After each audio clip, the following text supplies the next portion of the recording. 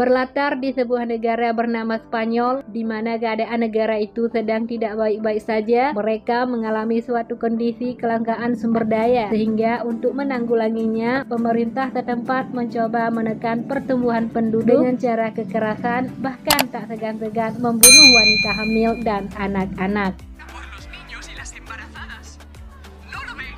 Karena kondisi yang mencekam itu, banyak dari mereka yang mencoba kabur dari rezim otoriter dengan cara ilegal atau sembunyi-sembunyi. Satu di antara imigran gelap yang mencoba kabur itu adalah Mia yang tengah hamil tua, dan suaminya bernama Nico. Untuk menjadi penumpang ilegal dan mendapat tempat di dalam kontainer itu, ada harga yang harus dikeluarkan. Salah satunya harus membayar uang yang sangat banyak, bahkan mereka harus merelakan benda kesayangannya, yaitu cincin pernikahan.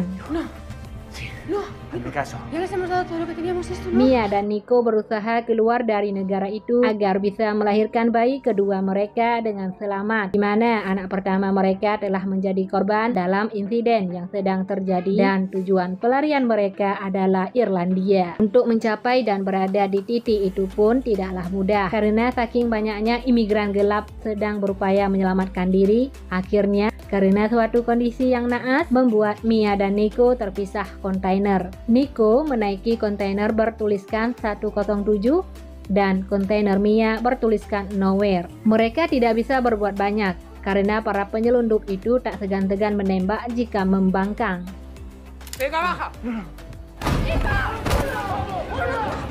Truk kontainer yang berisikan Mia tiba di pos pemeriksaan dan terlihat pengamanan yang amat ketat. Petugas berjaga di sana bersenjata lengkap. Mereka tidak akan membiarkan bahkan untuk seekor nyamuk lewat.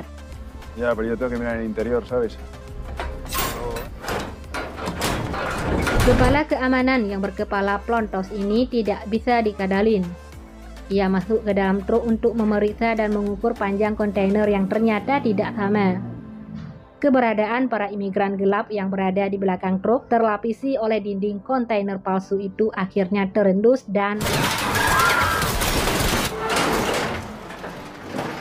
mereka semuanya mati, kecuali Mia yang berhasil selamat karena kecerdikannya. Dia naik ke atas kotak paket sambil menutup mulutnya rapat-rapat agar tidak diketahui keamanan yang datang untuk membersihkan mayat-mayat. Kali ini Mia beruntung. Ia mencoba memberitahu Nico yang berada di truk sebelahnya agar segera bersembunyi, karena Mia telah melihat bagaimana para keamanan itu membunuh siapa saja tanpa ampun. Pelarian Mia belum selesai. Ia sendiri di dalam kontainer yang saat ini sudah berada di atas sebuah kapal bersama kontainer lainnya.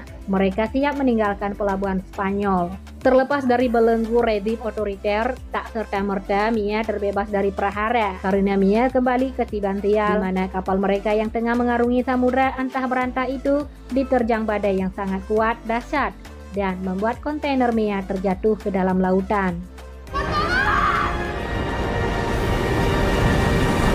Saat tersadar dari pingsan akibat hantaman keras, Mia mendapati dirinya bersama genangan air yang masuk lewat lubang peluru di kontainer. Mia menengok keluar, hanya ada hamparan ombak di sana. Menyadari berada di kondisi sulit, seorang diri, Mia mengumpulkan keberaniannya untuk menghadapi kehidupan seperti yang terjadi saat ini. Bahkan di dalam mimpi pun diharapkan tak pernah terjadi hal itu. Namun, harus bagaimana lagi?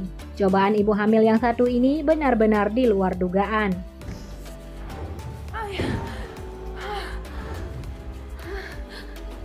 Mia memulai aksinya di dalam kontainer yang terombang-ambing di lautan luas dengan membuka kotak-kotak paket kayu di sana yang ternyata berisi Tupperware, baju, peralatan tukang bangunan, dan beberapa makanan.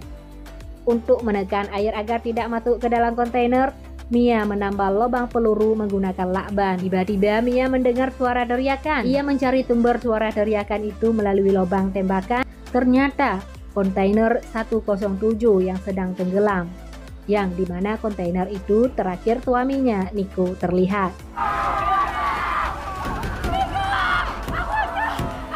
Sehingga di sepanjang waktu itu, Mia terus mencoba menghubungi suaminya yang tidak ada jawaban. Mia meyakini jika suaminya berada dalam kontainer yang tenggelam itu. Putus asa dengan kondisi yang dialaminya, terbesit niat bundir dalam diri Mia, yang sama sekali adegan ini tidak boleh ditiru. Ingat, Tuhan tidak akan memberikan cobaan kepada hambanya di luar batas kemampuan hamba itu sendiri. Calon bayi yang ada dalam kandungan Mia tiba-tiba memberikan tendangan, yang seketika menyadarkan Mia akan niat bodohnya itu benar-benar tidak perlu dilakukan. Mia kembali bersemangat berjuang bertahan demi sebuah hati yang ada di dalam perutnya. Mia meraih sebuah kotak paket yang tergantung di dalam kontainer itu, berharap berisi makanan atau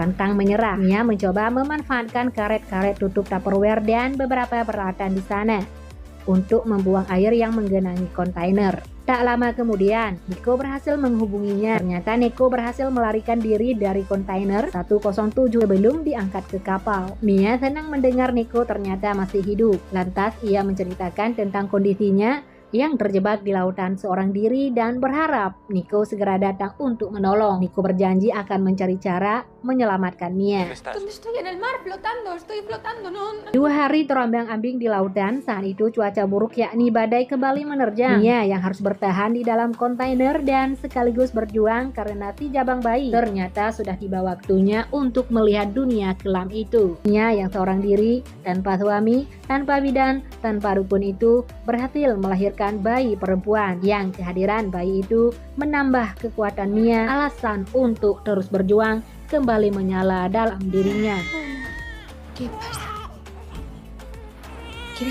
Bayi mungil, lucu, imut, ciut, dan masih wek-wek itu terlihat rewel karena si ibu yang kurang pasukan gizi karena kurangnya pasukan makanan, sehingga secara tak sadar membuat Mia makan banyak dan hampir menghabiskan persediaan makanan yang ia simpan untuk beberapa hari ke depan.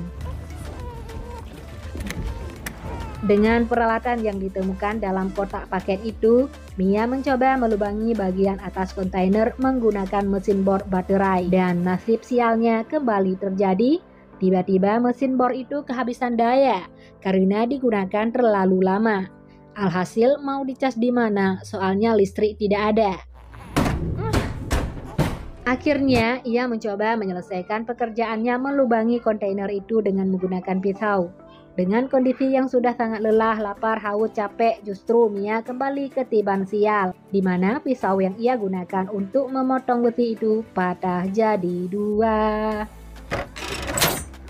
Di tengah ketakberdayaannya, secercah harapan datang dari balik lubang kontainer. Ternyata di luar sedang ada hujan yang airnya mengalir melalui lubang-lubang yang sedang ia buat tadi. Setelah tenaganya sedikit pulih, matanya tidak lagi berkunang-kunang, otaknya sudah mulai jalan. Mia menemukan sebuah ide untuk membuka atap kontainer yang terinspirasi dari tutup kaleng yang dibuka dengan cara ditarik seperti ini.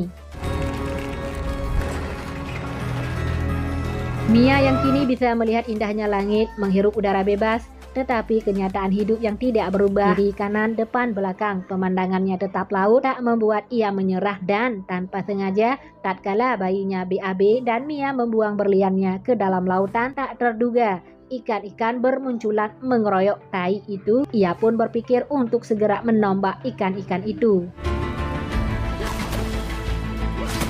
Saking lelahnya dan tidak ada seekor ikan pun berhasil ditangkap, Mia melentangkan diri menatap langit nan biru yang secara tiba-tiba pula seekor besi terbang melintas. Oleh Mia memanfaatkan momen itu untuk meminta pertolongan, namun kesialan kembali terjadi, di mana kaki Mia terkena goresan yang cukup serius akibat terkena pinggiran besi kontainer, dan alhasil Mia yang menemukan sumber makanan sebagai salah satu syarat agar bisa bertahan hidup, yaitu ikan yang dipancing menggunakan tai itu, akhirnya membuat sebuah jaring penangkap ikan dengan peralatan yang tersisa dari paket-paket tadi. Alhasil, tidak ada kegigihan yang sia-sia. Mia dengan lahapnya memakan ikan itu meskipun dalam keadaan mentah. Mia juga menyetok ikan-ikan itu untuk beberapa hari ke depan.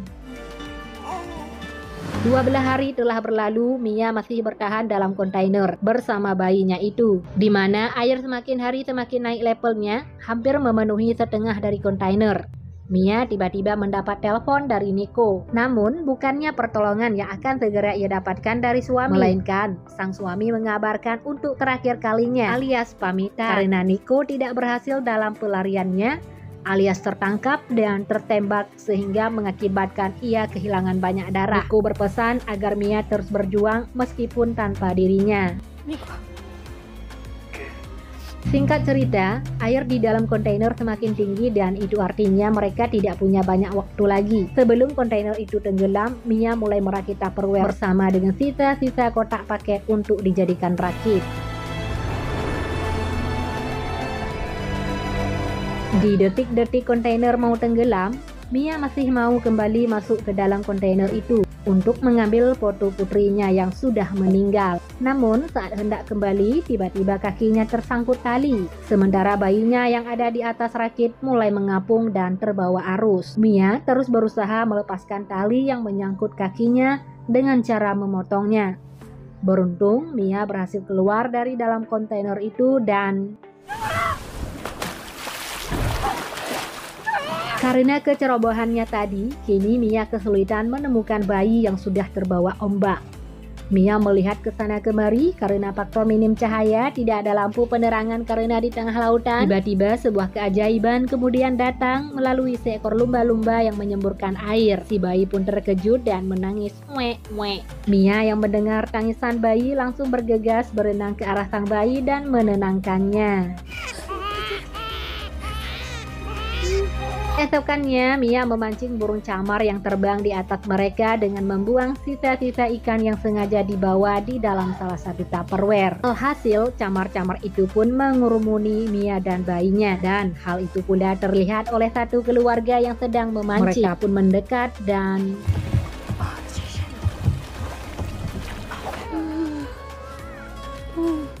tamat. Intinya, apapun situasinya, bagaimanapun kondisinya, jangan pantang menyerah, jangan putus asa, terus berjuang sampai titik darah penghabisan. Sekuat tenaga, maka tidak ada yang tidak mungkin terjadi di dunia ini. Jangan lupa like, share, dan subscribe channel ini. Terima kasih sudah menonton dan sampai jumpa di video selanjutnya.